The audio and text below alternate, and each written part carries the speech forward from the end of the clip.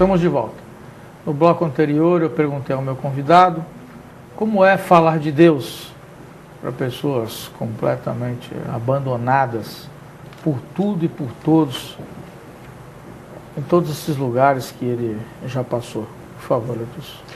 O que a gente entende é que nós temos que quebrar uma barreira para comunicar a mensagem do Evangelho, uma barreira que ela se ergue naturalmente, de cultura. Imagine que o missionário ele é estrangeiro, brasileiro. O que você está fazendo aqui? Por que você está trazendo uma nova religião? Nós já temos a nossa. Em cada local do planeta, a pessoa tem uma crença, uma prática. É mais uma religião estrangeira, é um colonialismo, né? Alguma coisa assim. Então nós temos que vencer essa resistência. E aquelas pessoas, como você coloca, que foram abandonadas pelo Estado, às vezes pela família, por tantas coisas, a gente só vence essa barreira pelo amor. Então, por isso, não é uma situação em que a pessoa vá lá e fique uma semana. Tem que conviver com as pessoas, tem que gastar tempo com essas pessoas. E nessa amizade que surge, levando amor, de várias maneiras, Wagner, nós temos escolas, pré-escola para crianças carentes, na maioria dos países onde nós trabalhamos. Nós fazemos escolinha de futebol em África, no mundo árabe, vamos chegar no leste europeu, América Latina. Nós temos hospitais, nós temos projetos de geração de renda, profissionalizantes. Então eles perguntam, por que você está trazendo esse benefício? Aí a linguagem do amor. Então a hora que você vence essa linguagem, essa questão, e a pessoa se sente amada pelo missionário, esse é o momento de falar da religião. A assistência é a porta de entrada? É uma das grandes portas de entrada, e não é troca, e não é enganar a pessoa, levar benefício para que ela tem todo o direito de não aceitar a nossa religião. A gente coloca o consultório dentário porque está doendo o dente. A gente coloca a escola porque precisa, o agasalho porque a pessoa está sentindo frio. E nós não fazemos para quem somente é da igreja. Para todos aqueles que vão ali são atendidos e, na medida da oportunidade, a gente comunica a mensagem. Eu tenho um case interessante no Marrocos. Eu estive no Marrocos em 2004 e colocamos um casal de jovens ali na cultura em Marrakech. Fomos a Marrakech. E o nosso missionário que estava trabalhando lá, ele pegava dos recursos que ele tinha e de outras doações do Brasil, e semanalmente ele ia ao povo, aos berberes, que alguns chamam de berber. É uma etnia que dominava ali aquele norte da África, e depois eles foram islamizados. Eles eram cristãos, mas eles foram islamizados pelos muçulmanos, os mouros, que entraram por ali, Estreito de Gibraltar, a Espanha, Portugal, naquele período do avanço islâmico.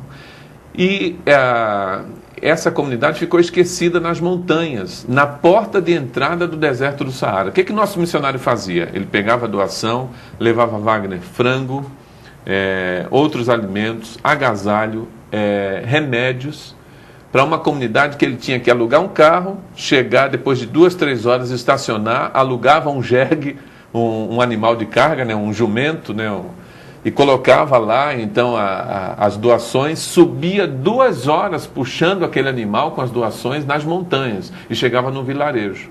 E havia um senhor velhinho, mais de 80 anos, Cid Ibrahim, que tinha amizade com o nosso missionário. E um dia ele chegou, e quando o missionário vinha chegando, toda semana, ele estava na porta. E quando ele viu o brasileiro, nosso missionário, ele começou a chorar, ele se emocionou. E ele disse assim para o nosso missionário, por que você faz isso por mim, brasileiro? Você vem toda semana. Quando chega o dia de você vir, eu acordo mais cedo, eu fico na porta esperando, vendo a hora que você vai chegar. Você chega, você traz comida, você traz remédio, você traz roupa. O nosso rei aqui, o Marrocos é uma dinastia, o nosso rei nos abandonou, ninguém vem aqui ajudar, e você vem lá do Brasil, por que você faz isso? Nosso missionário disse assim, olha, eu vim aqui porque o meu rei me mandou aqui para ajudar você, porque o meu rei ama você. A associação de governante dele foi automática. Ele falou, o rei do Brasil é tão bom, o Lula. Na mente dele, o rei do Brasil seria, né, o presidente do Brasil. Aí nosso missionário falou, não, o rei que me mandou aqui não foi o rei do Brasil. Quem me mandou aqui foi o rei dos reis e senhor dos senhores, Jesus de Nazaré. E aí ele pôde falar desse Jesus, desse rei que era bom, e esse Cid Ibrahim, aos 80 anos, se converteu ao cristianismo por conta disso. Mas vejam quanto tempo o missionário levando ajuda, assistência, sem aquele proselitismo direto, né? Sem aquela, você está errado, eu estou certo. Ama a pessoa. E isso tem acontecido em vários lugares do mundo, né? Onde as pessoas estão carentes de tudo. Você já viveu, ou já passou por lugares onde as crianças morriam de fome e você não podia fazer absolutamente nada? Nós tivemos algumas experiências em África, mais notadamente em Moçambique, que é um país que sofreu com a guerra contra Portugal, colônia.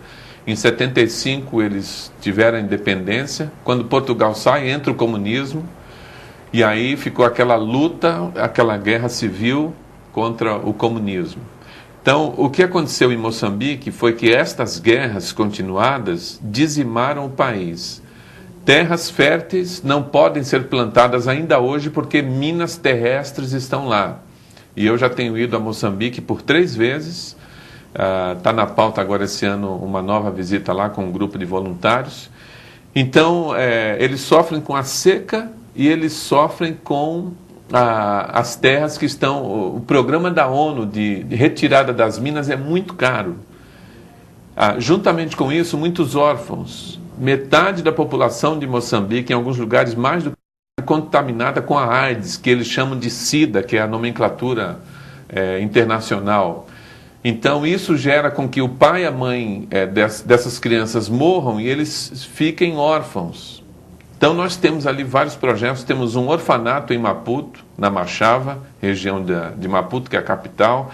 Na cidade da Beira, em Ndondo, Mutondo, Nampula. Temos vários projetos ali.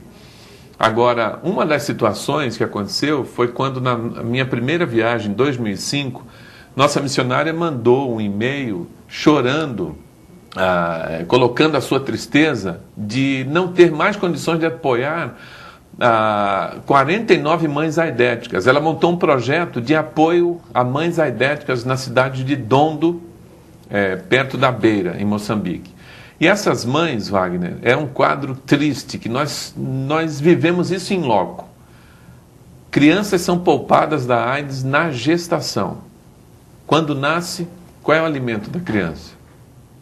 Estou perguntando para você. O leite. O leite. Então, crianças que são poupadas na gestação, porque alguns organismos, eles vêm com aquela imunidade, são positivos, mas não vão nunca morrer com AIDS, vão morrer de atropelamento. Então, uma criança que foi poupada na gestação, ela é contaminada com a AIDS pelo leite materno. O governo moçambicano não tem um programa de substituição do leite materno, por causa de uma carência muito grande. E nós vivemos essa experiência, a missionária compartilhou, a gente estava uma semana antes, e eu falei para ela, o que eu posso fazer? Ela sonhava em dar um Natal diferente para as 49 mães, uma cesta de Natal com alimentos, e não dá tempo aqui de contar todas as nuances, né? O que nós fizemos? Em 4 dias nós mobilizamos as igrejas em São Paulo e levamos uma doação de $3.000. A missionária nunca viu aquilo. E nós providenciamos 49 cestas básicas para aquelas mães aidéticas, fizemos uma festa de Natal. Agora, para que você entenda o que é essa questão, em Moçambique as pessoas compram